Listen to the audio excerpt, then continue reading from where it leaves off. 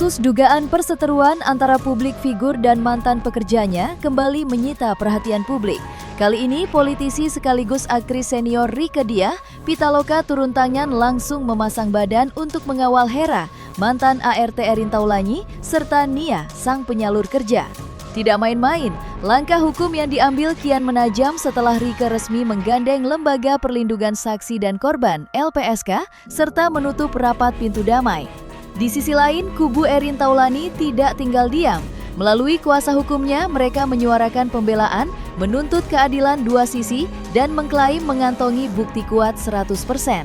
Lantas, bagaimana duduk perkara sebenarnya hingga Komisi 3 DPR RI ikut menyoroti kasus ini? Merangkum dinamika panas tersebut, berikut adalah 5 fakta di balik perseteruan yang tengah bergulir.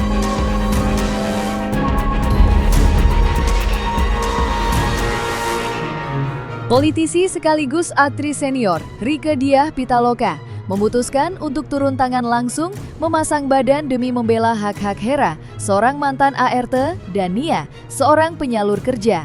Menghadapi tembok besar, Rieke dengan tegas menyatakan siap mengawal langkah kaki mereka hingga titik darah penghabisan untuk memperjuangkan keadilan yang dinilai telah terenggut. Ini bukan sekadar perseteruan biasa, melainkan sebuah gerakan moral untuk memastikan bahwa kaum yang lemah tidak berjalan sendirian dalam mencari kebenaran.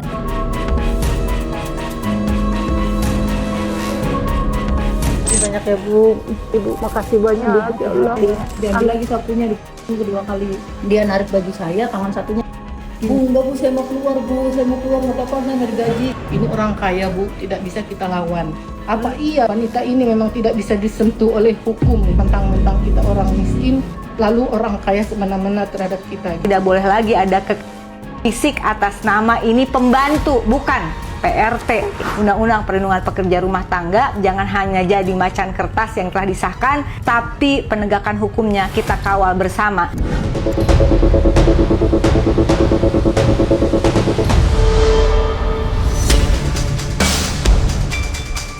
Rieke Diah Pitaloka mengambil langkah ekstrim dengan menggandeng Lembaga Perlindungan Saksi dan Korban (LPSK) demi melindungi korban sekaligus menutup rapat-rapat pintu perdamaian.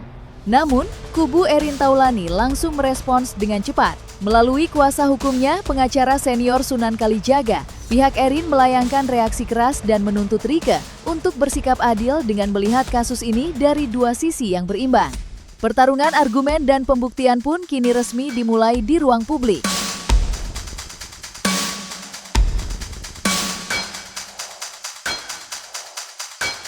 Tindakan kekerasan ada apapun penyebabnya tidak bisa restoratif justice. Mungkin yang penting saya laporin dulu ke LPSK nanti supaya kuasa hukum kalau dipanggil diperiksa ini Kania sama Mbak Hera ini bukan hanya didampingi oleh kuasa hukum, tapi juga didampingi oleh LPSK dan Bareskrimnya juga akan segera kita komunikasikan gitu ya. Oke, sekarang saya tanya, Mbak Rieke seorang perempuan, ART seorang perempuan, klien saya Erin perempuan bukan?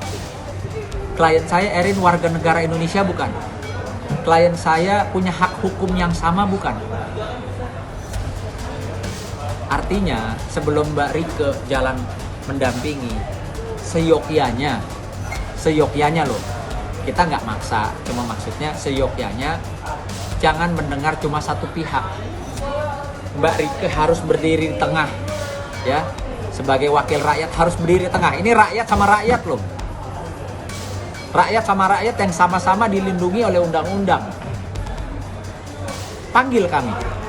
Atau nggak usah tamatin hukum deh, panggil Mbak Erin, klien saya.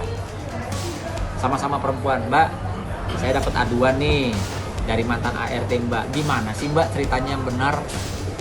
Itu baru fair, tidak berat sebelah.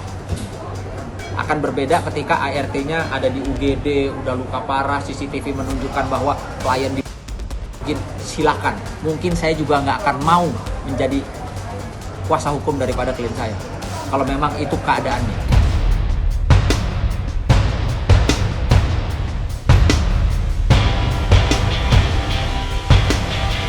Di Di tengah bergulirnya kasus hukum yang melibatkan mantan asisten rumah tangga kubu Erin Taulani, akhirnya angkat bicara demi meluruskan simpang siur informasi di masyarakat. Melalui kuasa hukumnya, pihak Erin melayangkan desakan terbuka agar Rieke Diah Pitaloka dapat bersikap adil dan objektif. Menolak tuduhan yang dinilai menyudutkan sepihak, tim hukum Erin resmi mengajukan permohonan pertemuan langsung demi membuka ruang dialog agar perkara ini dapat dilihat secara utuh dari dua sisi.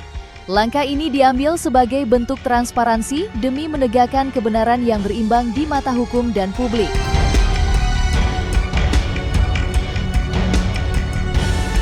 Kalau menurut saya, ya, kami juga minta. Tadi saya sudah bicara juga sama klien saya Mbak Erin. Mbak Erin juga kepengen dong didengar, kepengen dong bisa bertemu sama Mbak Rieke Diah Pitaloka yang kebetulan saya tahu, ya, saya mengenal Mbak Diah Pitaloka itu orang yang smart.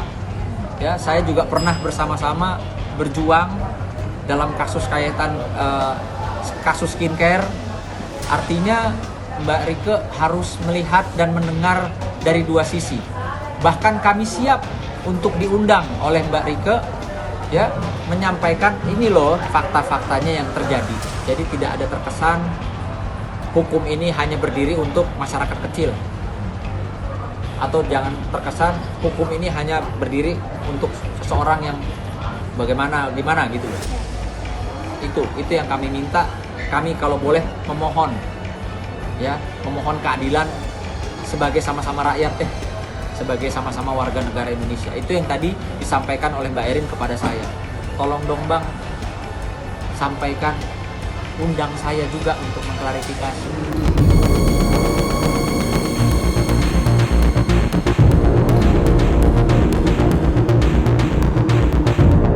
Bukan main-main. Kasus dugaan perseteruan ex-ART Erin Taulani yang dikawal oleh Rieke Diah Pitaloka kini menggelinding panas hingga ke meja parlemen. Komisi 3 DPR RI akhirnya turun tangan dan memberikan sorotan khusus. Fokus utama para wakil rakyat ini tertuju pada penerapan Undang-Undang Perlindungan Data Pribadi atau UU PDP yang diduga kuat ikut dilanggar dalam kasus ini. Benarkah ada batasan hukum yang dilangkahi hingga DPR harus ikut angkat bicara? Seperti apa implikasi hukum UU PDP ini terhadap kedua belah pihak? Mari kita bedah sorotan tajam dari Komisi 3 DPR RI.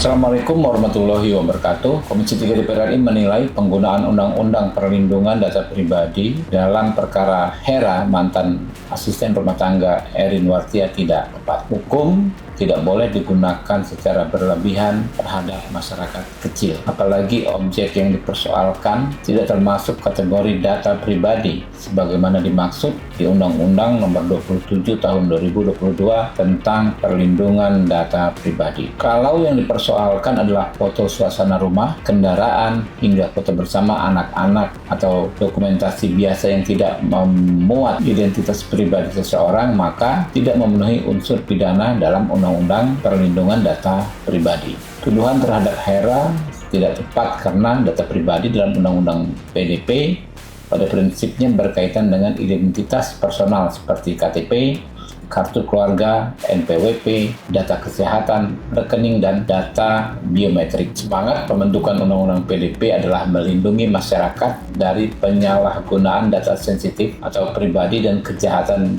digital, bukan untuk memperluas kriminalisasi terhadap orang kecil yang secara ekonomi maupun posisi sosial jauh lebih lemah. Komisi 3 DPR RI berkomitmen melindungi masyarakat kecil agar tidak mudah dikriminalisasi. Negara tidak boleh tajam ke bawah dan tumpul ke atas. Penegakan hukum harus mengedepankan keadilan, proporsionalisme, dan rasa kemanusiaan. Saya dukung. Tapi jangan dijadikan alat untuk mengkriminalisasi majikan. Saya dukung. Tapi dengan catatan, jangan dijadikan untuk mengkriminalisasi majikan. Kami cuma minta keadilan lah. Ini sama-sama rakyat Indonesia loh. Ya, panggil. Bahkan saya berharap nih, setelah dipanggil kedua-duanya, ada keputusan Ya kalau bisa nggak usah jalur hukum, alangkah lebih baiknya didamaikan. Tapi kalau nggak bisa pun, jangan hak hukum salah satunya dikebiri. Silakan, kami tidak meminta ya pemerintah untuk menghentikan laporan ART terhadap klien kami. Begitu juga sebaliknya, kami meminta untuk supaya laporan kami ya yang berdasarkan alat bukti dan fakta ya jangan dihentikan. Biar equal, biar adil, dan biar menjadikan contoh atau edukasi kepada masyarakat bahwa nggak boleh sembarangan. Jangan mentang-mentang orang kecil dia ngomong kita langsung dengar percaya. Nggak bisa, hukum nggak begitu. Hukum tidak boleh seperti itu. Ya, silahkan dengan hak hukumnya melaporkan. Begitu juga kami punya hak hukum dengan data yang valid, dengan alat bukti yang valid melaporkan. Kita uji, kita kawal sama-sama.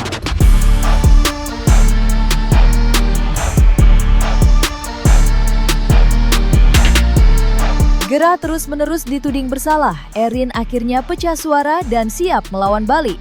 Menghadapi gempuran tuduhan dari pihak ex-ART yang dikawal ketat oleh Rieke Diah Pitaloka, Erin secara tegas menyatakan dirinya tidak gentar sedikit pun.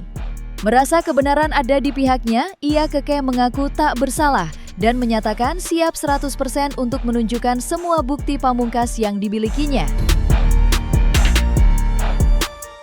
Genderang pembuktian kini resmi ditabuh dan Erin siap membalikan keadaan. Seperti apa bukti kuat yang diklaim akan mematahkan seluruh tuduhan ex-ART tersebut?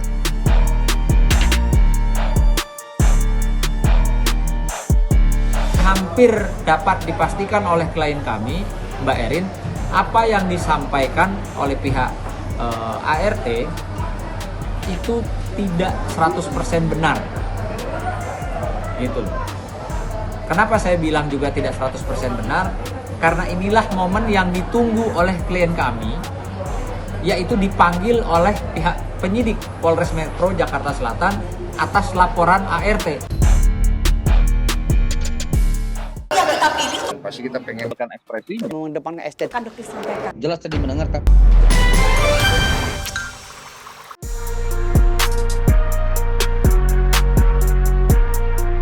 Dan jangan lupa untuk like, subscribe dan juga share channel YouTube Cumi Cumi.